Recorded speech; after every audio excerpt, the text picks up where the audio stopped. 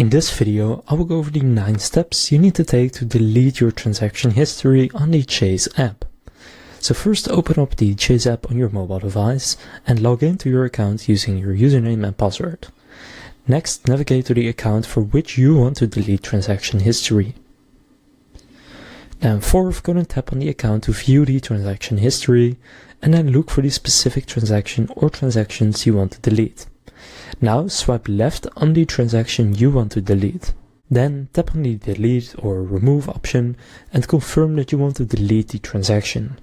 Now repeat this process for each transaction you want to delete. Now please note that deleting transaction history on the Chase app will only remove the transactions from your view. The transactions will still be recorded in your account's transaction history on the Chase website and in your account statements. So now you know how to delete transaction history on the Chase app. If this video was helpful, please consider leaving a like and subscribing to my channel. With that being said, I will see you in the next video.